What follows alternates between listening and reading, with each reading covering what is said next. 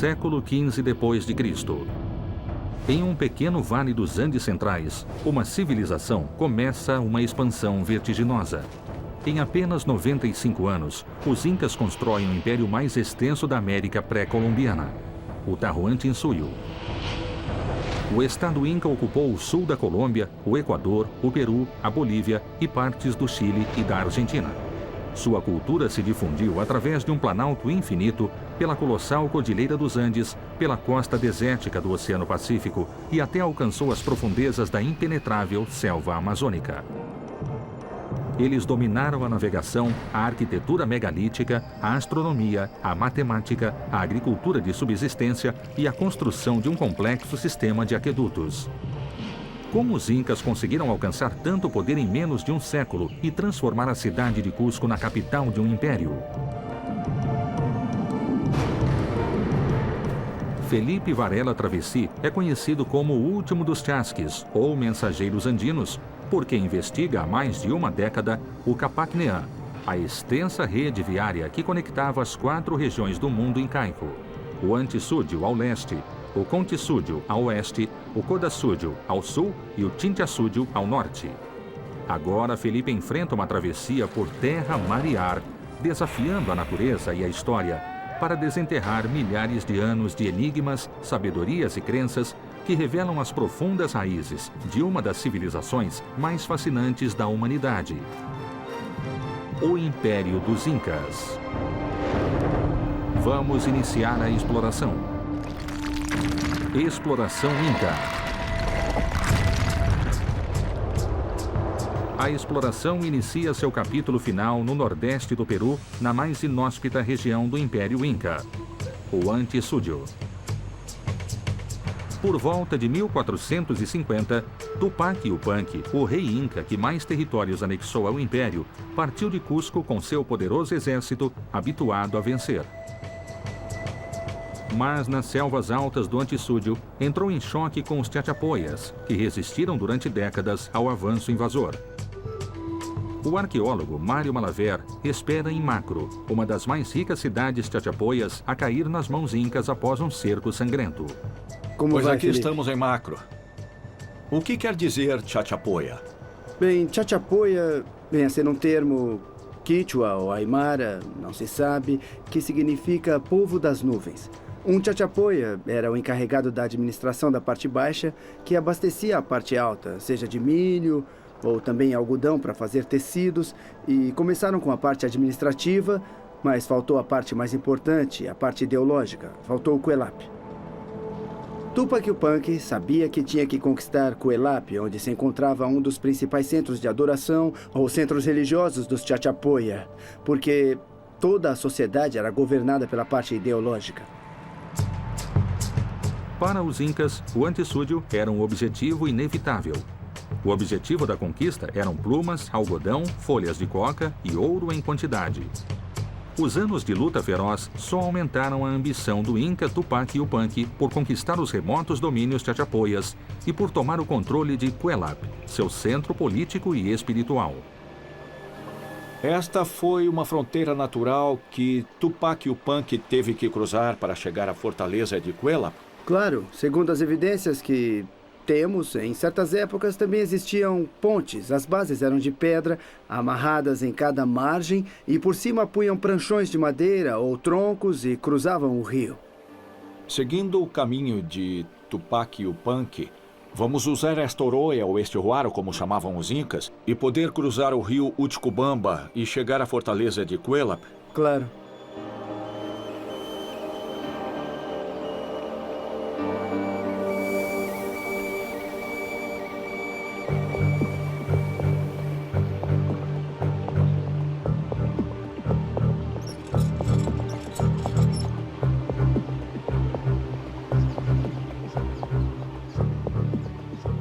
Do rio Utcubamba, o exército inca subiu por uma trilha curta, mas escarpada, através da selva, exposto aos ataques de surpresa, até chegar à planície de Marcapampa, dominada pela desafiadora fortaleza posta no alto da montanha La Barreta.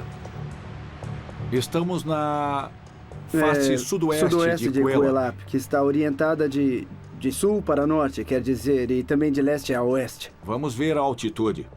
Sim. Aproximadamente, estamos a 2.820 metros de altura. Está certo, porque a parte mais alta de Cuelap está a 3.000 metros. Estamos quase chegando na Grande Muralha. É a grande cidade fortificada e sagrada dos Chachapoya.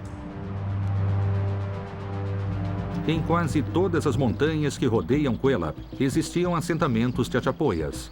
Sua maior e mais sagrada cidade era sempre vista e sempre os olhava.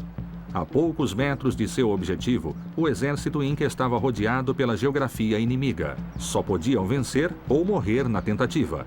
Para reconhecer a situação estratégica do local, a expedição vai levantar voo e continuar entre as nuvens, acima da antiga cidade fortificada. Olá, Juan. Tudo bem? Tudo bem?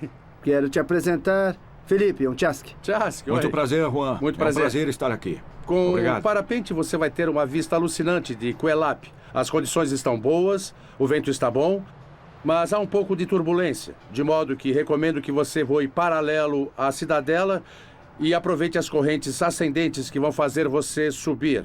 E então, você vai fazer um voo magnífico.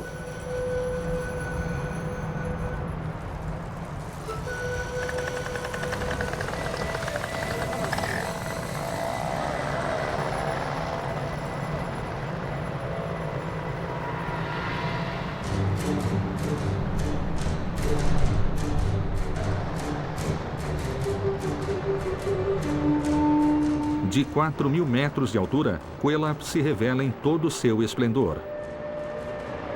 Era uma cidade de quase 6 hectares, repleta de edificações circulares que abrigaram uma população estimada de 3.000 pessoas. Até hoje, é um testemunho deslumbrante do poderio Chachapoya e domina, inalcançável, o território do povo das nuvens.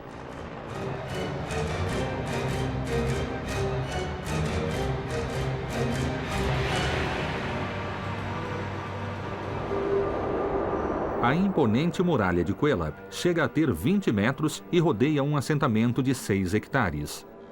Foi construída pelos Chachapoyas no ano 1000 e 4 séculos mais tarde rechaçou a investida final do exército do Inca, Tupac Yupanqui.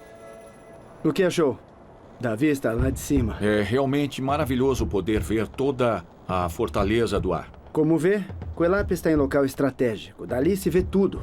Por isso, desde o início, Cuelap teve uma conotação de fortaleza. Claro, de início se pensava em fortaleza pelas muralhas e isso tudo.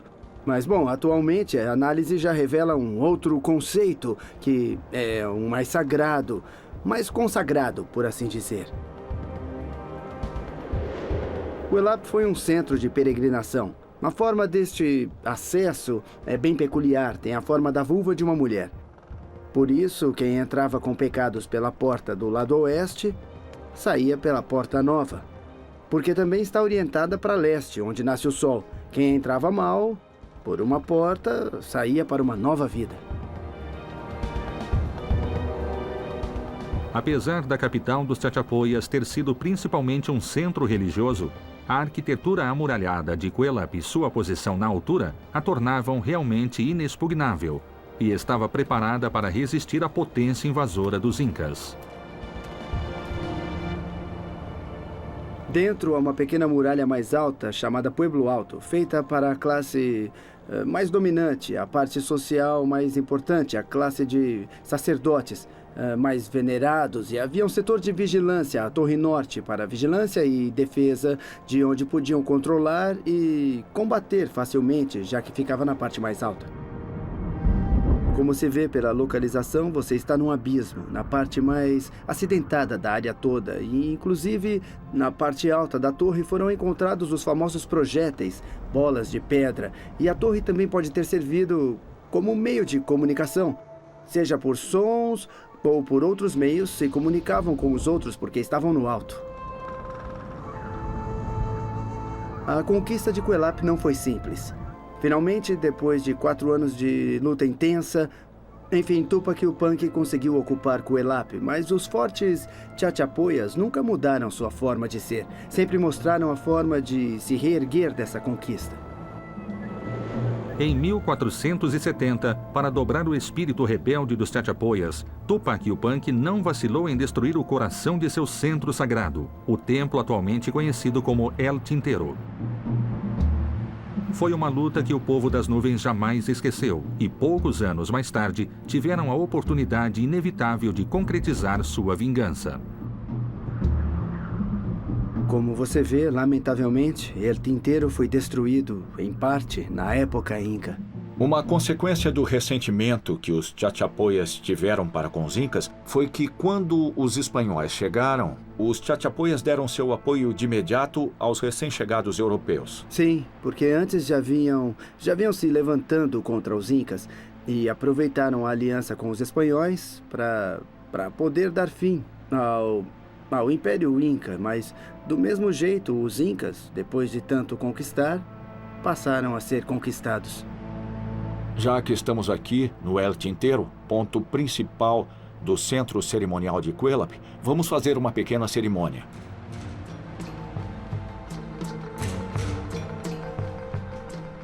Durante séculos, o templo central dos Chachapoyas recebeu peregrinos de todos os rincões dos Andes. Uma prova de fé que a exploração renova no presente com oferendas obtidas nos 4 súdios incas. Quero para você.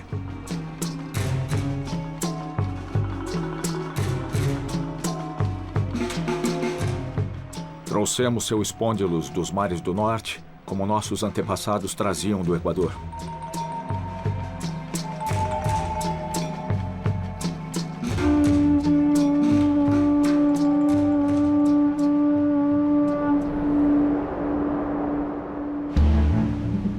Ironicamente, o destino dos Incas foi o mesmo de seus inimigos Chachapoyas. Para resistir à conquista espanhola, recuaram a remotas fortalezas de montanha similares a Cuélap, como Choquequirao, Vilcabamba e Pissá, a porta de entrada para as riquezas das selvas baixas do Antissúdio, objetivo primordial da cobiça europeia. O arqueólogo Raul Del Mar investiga a legendária Rota do Ouro que se inicia em Pisac e culmina nas profundezas da Amazônia. É um prazer estar em Pisac. Esta obra foi mandada realizar pelo Inca Pachacútec. Este aqui é o setor cerimonial, onde se faziam as oferendas antes de começar a semeadura do milho, uma cerimônia bem grande. Pisac tinha uma enorme conotação religiosa, mas também tinha uma função administrativa importante. Que função foi essa? Pode ser que aqui também se armazenasse o ouro, extraído dos rios da selva, que então era distribuído ao longo do Tahuantinsuyo para ser trabalhado. Da orla da selva se trazia milho, se trazia pimenta, se traziam plumas e também se trazia ouro. E Pisac era importante porque era um centro de controle intermediário entre Cusco e a selva. Os produtos exóticos e as enormes riquezas em metal que chegavam a Pisac vindas das selvas do leste deviam ser contabilizadas e distribuídas a todo o império. Assim, surgiu a necessidade de criar uma tecnologia que permitia armazenar e conservar de maneira segura grandes quantidades de matérias-primas e tesouros.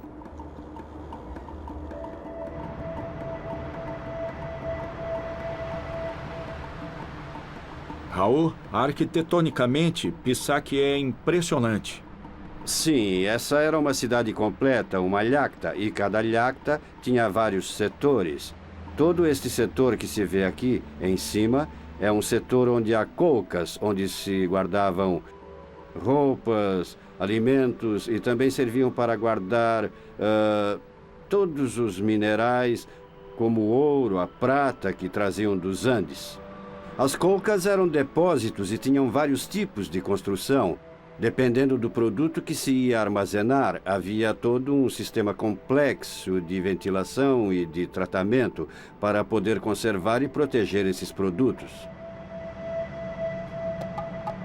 Os incas construíam as colcas, ou depósitos em passagens estritas das montanhas, para aproveitar os ventos encanados e variavam a altura de sua localização para produzir diferenças de umidade e temperatura do ar no interior. Além das colcas, existiam outras reservas onde os incas reuniam metais preciosos, as tumbas, que também foram vítimas de voraz saqueio espanhol. Este é todo um contexto funerário, que contém os vários enterros dos povoadores desta área. O que continham as tumbas? As tumbas tinham cerâmicas, tinham objetos preciosos, feitos de ouro, de prata, suas facas, seus adornos, que iam ser úteis quando... Na viagem para o outro mundo. Exato. Por isso mesmo foram saqueadas, porque as tumbas continham riquezas. Os incas perceberam muito rapidamente que os espanhóis estavam atrás do ouro e buscaram lugares para esconder os tesouros, o ouro. Mas há um mito, uma lenda importante, a de Paititi, lugar onde dizem estar o Eldorado. Sim, justamente, mas é um mito. Já fizeram centenas de expedições desde a época espanhola até agora, em busca de Paititi. A lenda de Paititi causou expectativas durante muitos anos, centenas de anos. Parte dessa riqueza possivelmente tenha sido escondida nas selvas do Antisúdio, porque são lugares inacessíveis, com muitos animais e doenças, tudo isso. Por isso, muitos espanhóis morreram e também muita gente dos tempos modernos. As pistas para chegar aos templos dourados de Paititi estão sepultadas nas selvas da Amazônia peruana. A exploração avança e segue o rastro da mística Cidade de Ouro e sobre a trilha de centenas de aventureiros que, na maioria dos casos, desapareceram nas brumas do mistério. Exploração Inca. Estes petróglifos indicam um caminho até o que chamam de Paititi. Claro, é como um sinal dos passos para os incas na ocupação de toda a área. Olá, bom dia. Viemos conhecer a Pedra de Quero.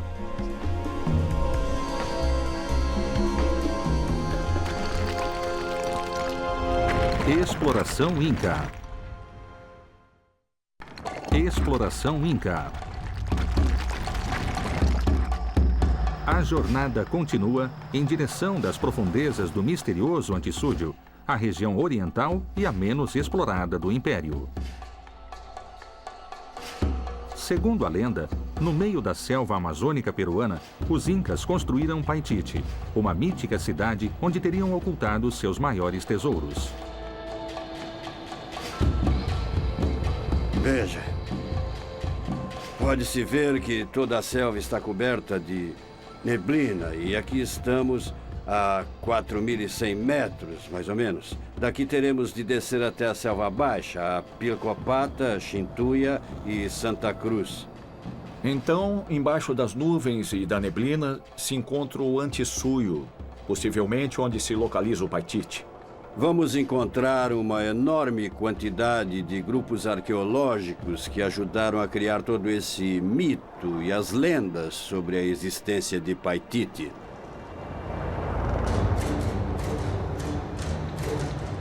Os incas acreditavam que o deus Incarri havia criado uma cidade igual a Cusco, na selva do que hoje é o Parque Nacional Mano. A lenda dos Paititi despertou a cobiça dos conquistadores. Em 1538, assim que o Império caiu, 600 espanhóis partiram para o Antisúdio. Só encontraram selva e morte. O fracasso aumentou a lenda e a imaginação dos caçadores de tesouros. Há uma versão de Sarmiento de Gamboa que diz que, nas alturas do Cerro Pachacútec, 300 lhamas e 300 homens levaram tesouros e que nessa área foram enterrados, possivelmente em local escondido na selva. No Museu Eclesiástico de Cusco se conserva um mapa do século XVII que, apesar de dar a localização de Paititi, adverte que todos os reinos se limitam com ele, mas ele não se limita com nenhum. As expedições para achar a segunda Cusco na selva continuam, e há a suspeita de que as enigmáticas figuras gravadas em pedra poderiam encobrir o verdadeiro mapa que conduz a Paititi. No encontro da planície montanhosa com a orla da selva dos Quero, há rochas onde podemos ver várias figuras iconográficas que estão relacionadas com a simbologia e a cosmogonia do mundo andino e que ocorrem ao longo de quase toda a orla da selva.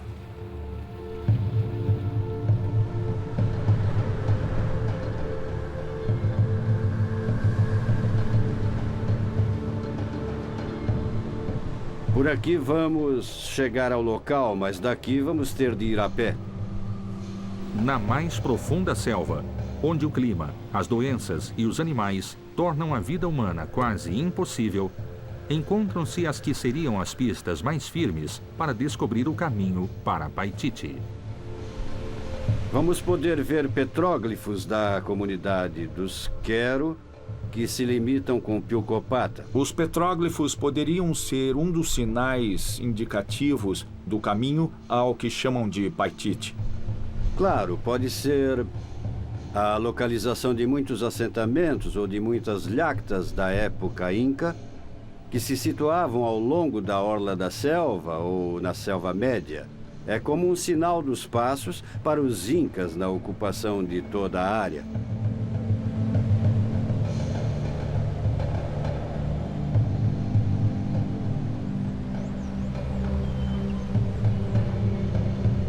Na selva peruana, ainda persiste o misterioso povo Quero-Uatiperri, guardião dos enigmáticos petroglifos que abundam na área e são herdeiros de tradições que remontam à própria origem dos Incas.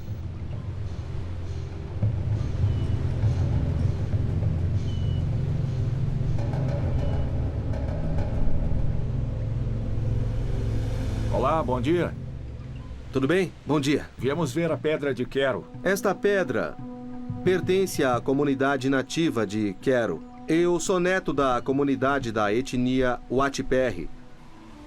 E estou aqui fazendo uma limpeza. Eu estou cuidando. O local ainda se mantém como ponto de cerimônia e de peregrinação de sua etnia e da comunidade? Certamente, continua assim. E nós o vemos com muito respeito.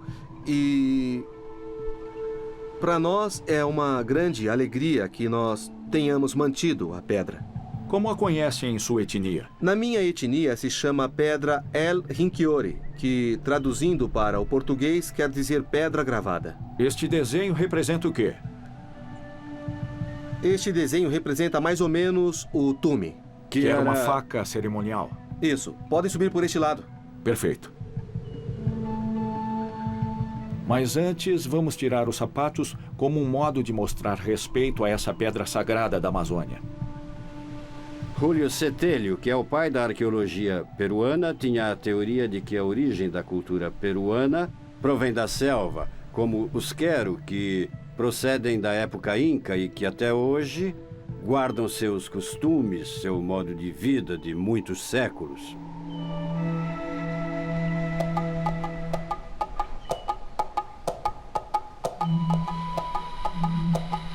Continuamos subindo. Com cuidado. Essas são todas as gravações que há.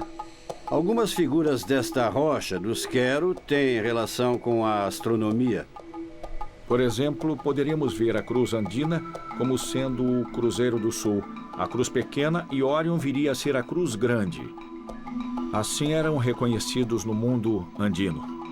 E fazem cerimônias as pessoas de sua comunidade aqui? Sim, quando descemos de Queros de balsa, nós sempre entramos um momento. E falam com as rochas? Falamos assim, mentalmente. Em nossa língua, Deus é Apan. Apan. E nós dizemos, Apan, permita que passemos e faça-nos chegar com tranquilidade a Pilcopata. E é só isso que dizemos. Fechamos os olhos num instante e é só isso. Há muita gente que acredita que essas representações simbólicas que foram sendo gravadas nas rochas sejam mapas que indicam algum tesouro, a localização de alguma aldeia antiga da época Inca que tenha muitos tesouros?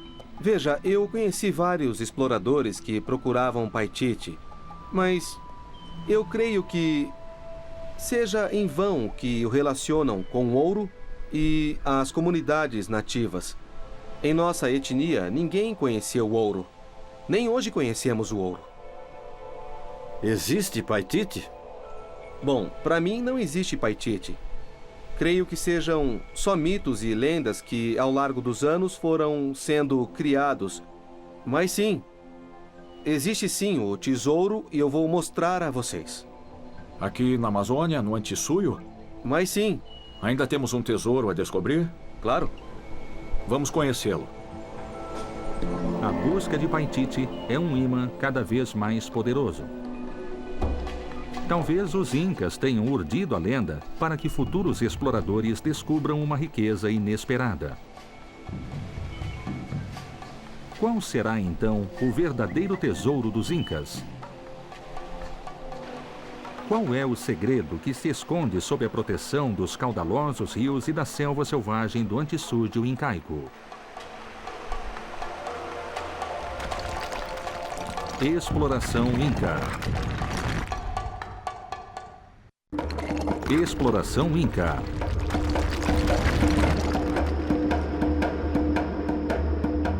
Na mais profunda selva peruana, o Antisúdio dos Incas, uma série de misteriosos petroglifos, arrastou várias gerações de exploradores a uma vã tentativa de achar Paititi, a cidade de ouro perdida. Algumas dessas inscrições em pedra se encontram no território dos Quero-Watiperri, possivelmente um dos povos que deram origem ao grande estado incaico.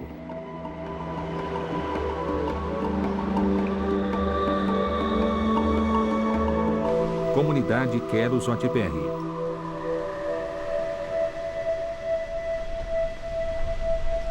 Boa tarde. Boa então tarde. nós chegamos. Eu Olá. apresento Felipe em visita Como à vai? comunidade. Boa tarde. É um prazer estar aqui em sua comunidade de Quero.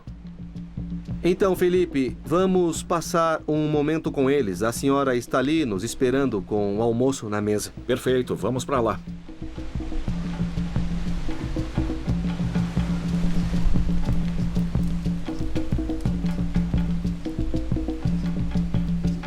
Aqui hoje, vamos almoçar este pacamoto de galinha. É algo tradicional que dá um sabor muito agradável, tanto que você pode comer assim. Então, puro. senhora, coloca-se a carne dentro do bambu, assim? Isso. Você coloca a carne, depois de picar em pedaços, você coloca o sal e está pronto. É só colocar no bambu e daí você coloca para cozinhar e fica girando assim. Girando, girando, para que não se queime.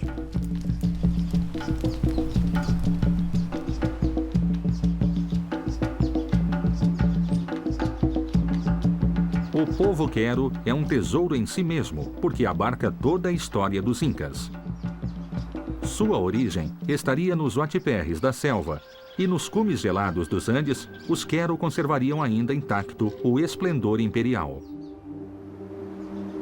A comunidade dos Quero amazônicos tem alguma relação com os Quero andinos? Antigamente, creio que tenha havido comunicação entre eles. Por exemplo, antes eu acompanhava meu avô para pescar e sempre eu via fogo, uma série de fogueiras. E uma vez eu perguntei de quem eram aqueles fogos e meu avô disse: são nossos irmãos de Queros andinos, mas eles estão bem longe. E então ele sabia do povo Quero e dizem que lá também falam dos irmãos que estão lá embaixo. Houve uma relação antigamente. Então esse ancião, Felipe, vai entregar a você um pequeno presente para que você leve para lá, para os nossos irmãos de Queros andinos. Muito obrigado, Fred. Aqui está, é um presente. Muito É obrigado. pro senhor. Muito agradecido, Taitita. Estas plumas são muito valiosas para nossos irmãos andinos. Eles vinham constantemente da montanha para a selva para levar plumas. E agora eu mesmo vou levar como chasque e vou levar uma saudação do povo quero amazônico. Obrigado, Taitita.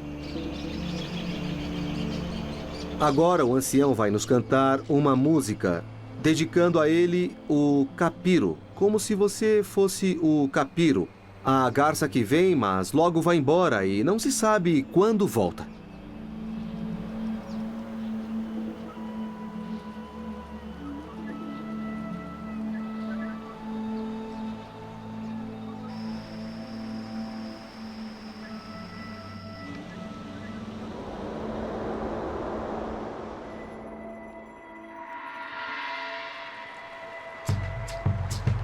Os queros andinos são os últimos incas puros e nunca foram conquistados pelos espanhóis. Vivem isolados a 5.000 metros de altura, em um território que os protegeu do extermínio. Em meados do século XX, iniciaram seu contato com o Ocidente. Sua missão era transmitir uma mensagem ancestral. Até hoje, poucos conseguem ascender a seus domínios.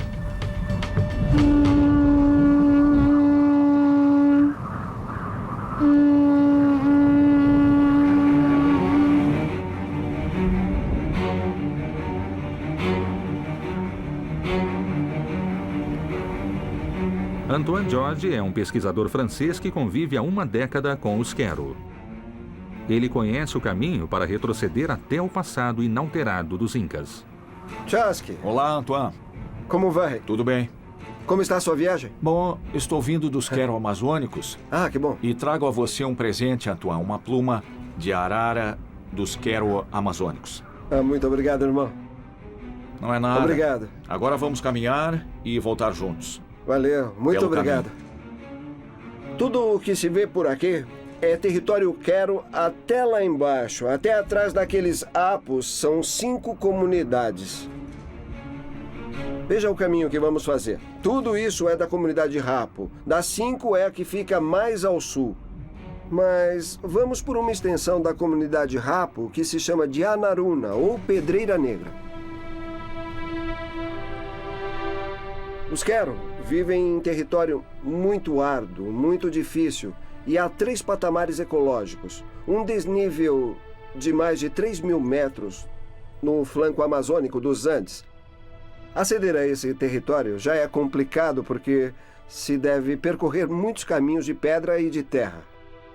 Depois caminhar muitas horas, passar abras ou passagens a mais de 4.500 metros para chegar às primeiras aldeias.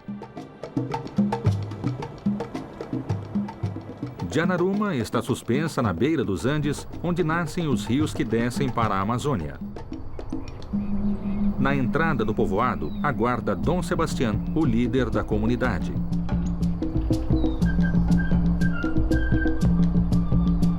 Apresento um amigo Chasque, que veio nos visitar aqui. Os queros são uma das poucas populações do Tahuantinsuyo que ainda conservam suas tradições e raízes, principalmente incas.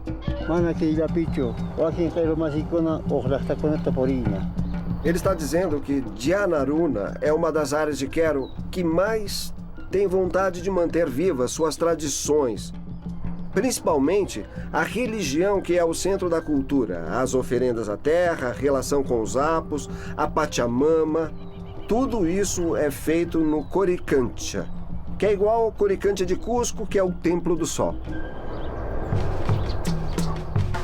Congelado no tempo, o povo de Dianaruna mantém o mesmo traçado urbano de uma cidade inca original. Está dividida em uma parte alta, Hanã, e uma baixa, Urim. O eixo central divide o espaço de norte a sul e desemboca no Coricancha, o infalível templo circular inca orientado para a saída do sol. Os quero tiveram a sorte de não sofrer a dominação colonial espanhola. Conta a tradição que massacraram a única expedição espanhola que chegou até ali e que não houve nenhum sobrevivente. E isso os protegeu da colonização espanhola durante séculos.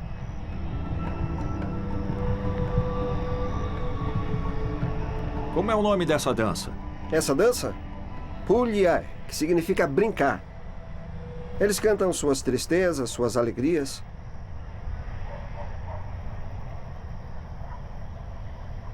Em Quero ainda se pode ver muitos elementos, muitos traços culturais que já existiam na civilização inca. A arquitetura, suas vestimentas com os símbolos que se transmitem de geração em geração e que mantiveram relação com suas divindades, com toda a sua religião. Como esse conhecimento foi transmitido? Por exemplo, nos tecidos. Os antepassados fizeram, os nossos tataravós também fizeram, e nós estamos mantendo isso. Esta é Chuncho. Chuncho significa o habitante da selva, principalmente dos Watimperres, que estavam... Isso possivelmente confirma que Quero talvez encontre sua origem abaixo da montanha. E tem um símbolo que significa um encarre, o retorno do Inca.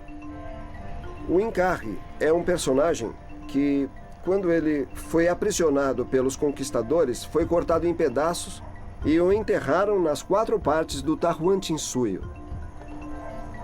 E há uma profecia que diz que quando a cabeça de Encarre se juntar com o resto de seu corpo, será restaurada a cultura do Tahuantinsuyo.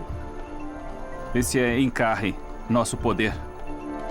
As tradições incas sobreviveram intactas em Janaruna, e o poder de Encarre ressurge em cada uma de suas cerimônias milenares.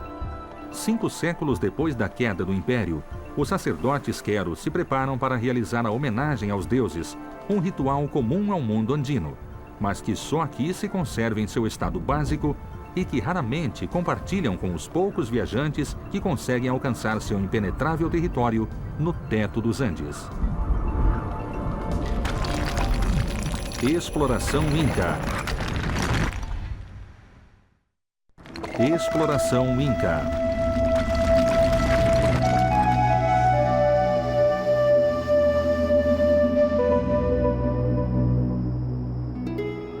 Nas alturas inatingíveis do Oriente Imperial, o Antissúdio, os descendentes dos Incas, que jamais foram conquistados, aguardam com fé a restituição de seu Império Dourado, quando a profecia do retorno de Encarre, o mítico líder da resistência incaica, se realize finalmente.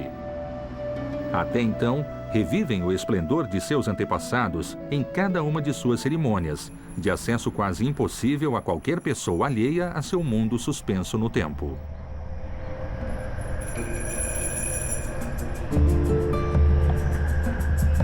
Este é um lugar em que se realizam cerimônias, porque daqui se vêem todos os apos da comunidade, todo o Aliu, toda a Janaruna. Quero apresentar Chasque. Ele veio de muito longe. Chasque, convido você a se sentar com os amigos aqui, ao lado de nosso Taita Martim. Vamos realizar uma cerimônia de oferta à terra. Eu trouxe um presente de nossos irmãos do Antissúyo, da Amazônia. Eu trouxe, Taitita, umas plumas de arara para a nossa mesa e para o nosso povo, para que sempre mantenha contato com nossos povos do Antissúyo. A exploração chega a seu fim. As 4 regiões do Tahuantinsuyo, o grande estado incaico, foram unidas pelo último dos Chasques, os mensageiros sagrados dos Andes, para conhecer as bases de 10.000 anos de sabedoria e como os Incas construíram, em tão somente um século, o maior império da América.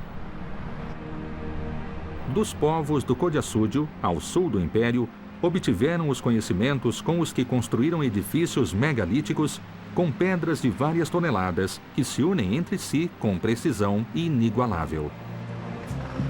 Estas são as maiores rochas que vimos em todo o Tahuantinsuyo, Vincent. De onde as trouxeram? Daquela montanha. A pedreira está lá, muito acima. E para o traslado, tiveram que usar uma técnica especial. Exatamente. O transporte das enormes pedras até o alto dos Andes é um dos grandes enigmas da engenharia antiga.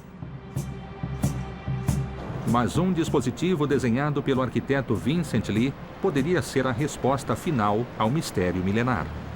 O que é isso, Vincent? Essa máquina é uma ideia minha. Mas primeiro nós temos que mover a roça. Vamos lá, vamos lá. Mais uma vez.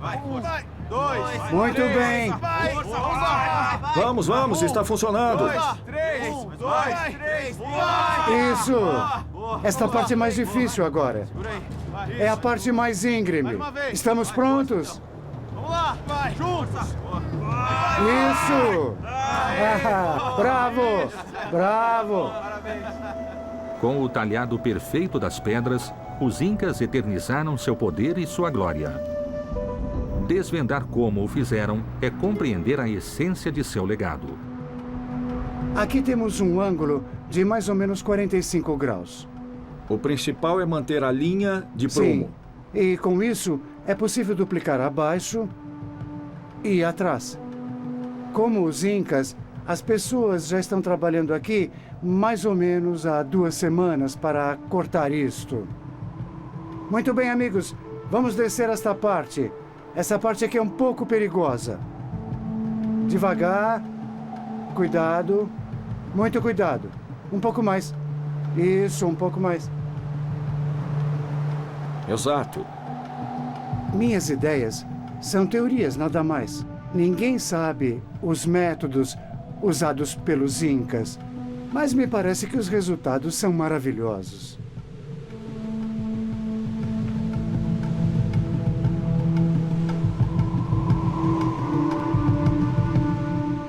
Pedra e religião são inseparáveis no universo andino.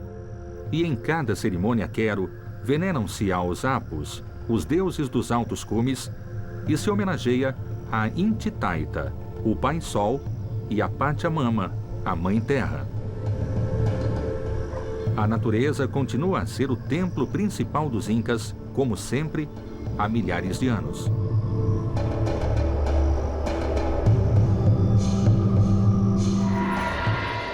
Na costa do Pacífico, os Nazca fizeram do deserto um descomunal local de adoração. Suas gigantescas linhas traçadas nos pampas do Contisúdio, o ocidente do Império, foram reproduzidas pelos Incas nos traçados urbanos de suas cidades, que foram desenhados como megaformas animais voltadas para os céus. Vamos fazer o desenho de um camelídeo andino com as mesmas técnicas que os Nazcas usaram para desenhar suas linhas. Isso. Consiste em traçar no próprio solo um desenho, no caso de camelídeo, em proporções menores, para depois aumentar tantas vezes quanto se queira a figura no plano horizontal.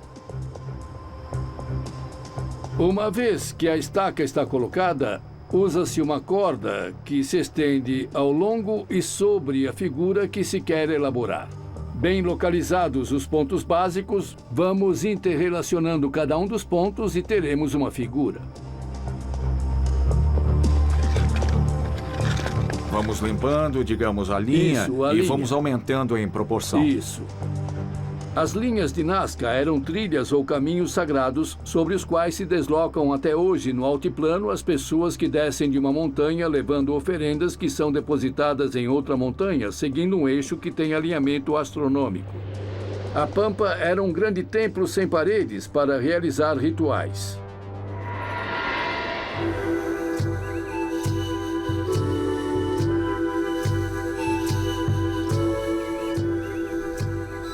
Agora, Chasky, vamos soprar para você fazer uma boa viagem, para termos uma boa saúde, nós e nossa comunidade.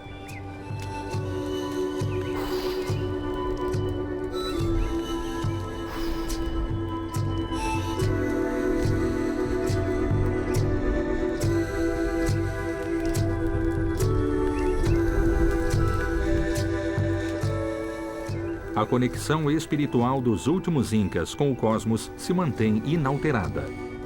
Em cada cerimônia de homenagem à Terra, os Quero agradecem a seus deuses, dando a eles seus bens mais valiosos. Para os incas, nada tinha mais valor do que um misterioso molusco conhecido com o nome de múdio ou espondylus, que habita as águas cálidas do Oceano Pacífico frente à costa do Equador.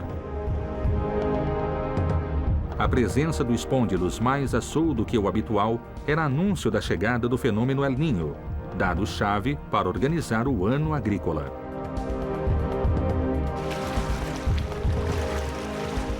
O Espôndilus chegou. Chegou, olha ele aí. Este é o alimento dos deuses. Por isso os incas vieram até aqui, em Salango, buscar o Espôndilus. Como está em perigo de extinção, vamos deixar este aqui nas profundezas do mar para que se conserve. Hai Salango, por nossa mamacocha. Os incas conquistaram seu território do norte, ou Chinchasúdio, para controlar a rota do molusco sagrado. E ao fazê-lo, receberam o legado das primeiras civilizações da América, como a dos Chavin, onde os sacerdotes assentaram as bases da religião andina ao interpretar o Espôndilus aos pés de seu oráculo sagrado, o Lanson. É o único deus de todo o Novo Mundo que está em seu local original. Vamos ter a oportunidade de vê-lo como viram os chavinos há milhares de anos.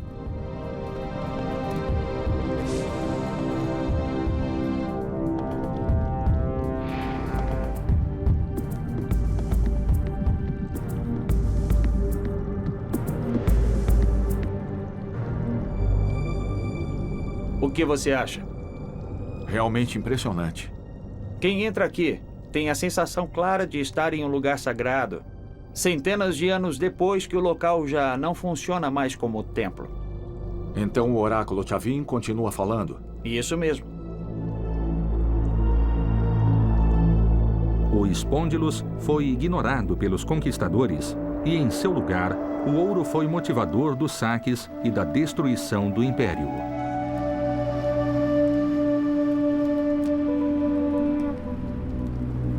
Mas os últimos incas resistem a desaparecer, à espera do retorno de Incarri, o líder mítico dos povos andinos. A profecia que os alenta prediz uma mudança radical, o Pachacuti. Será o fim de um ciclo de submissão e o início de uma nova idade de ouro para os povos originais ao longo de todo o continente.